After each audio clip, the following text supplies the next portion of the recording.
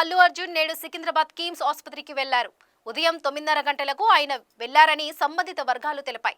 సంధ్యా theatre తొక్కిసలాట ఘటనలో తీవ్రంగా గాయపడి చికిత్స పొందుతున్న బాలుడు శ్రీతేజ్ను అల్లు అర్జున్ పరామర్శించారు. ఆ వివరాలేంటో చూద్దాం. 2024 డిసెంబర్ 4న పుష్ప 2 బెనిఫిట్ షో సందర్భంగా సంధ్యా థియేటర్ వద్ద తొక్కిసలాట జరిగింది. ఈ ఘటనలో దిల్సుఖ్ నగర్ ఏరియాకు చెందిన రేవతి చనిపోయింది. ఆమె కుమారుడు శ్రీతేజ్ తీవ్రంగా గాయపడ్డాడు. ఆ బాలుణ్ణి కిమ్స్ కు తరలించి చికిత్స అందిస్తున్నారు. అటు ఇప్పటికే రేవతి కుటుంబానికి అల్లు అర్జున్ ₹1 కోటి సాయం చేయగా పుష్ప 2 నిర్మాతలు దర్శకుడు సుకుమార్ చెరో 50 లక్షలు సాయం చేశారు. ఈ చెక్కుల్ని ఇటీవల దిల్ రాజు ద్వారా ఆ కుటుంబానికి ఇచ్చారు. అల్లు అర్జున్ కి ఇటీవలే నాంపల్లి కోర్టు రెగ్యులర్ బెయిల్ మంజూరు చేసింది. ₹50,000 చొప్పున 2 పూచీకత్తులు సమర్పించాలని కోర్టు ఆదేశించింది. దీంతో అల్లు అర్జున్ కోర్టుకొచ్చి సంతకం చేసిన బెయిల్ పూచీకత్తు పత్రాలు అందించారు. అల్లు అర్జున్ కి పలు షరతులు విధించింది. కేసు గురించి ఎవరితో మాట్లాడవద్దని, సాక్షుల్ని ప్రభావితం చేయవద్దని ఆదేశించింది. అంతేకాకుండా ప్రతి ఆదివారం చిక్కడపల్లి పోలీసుల ముందు 2 నెలల పాటు వ్యక్తిగతంగా హాజరు కావాలని కోర్టు స్పష్టం చేసింది. అటు అల్లు అర్జున్ కి బెయిల్ ఇవ్వద్దని పోలీసులు కోర్టును కోరారు. అల్లు అర్జున్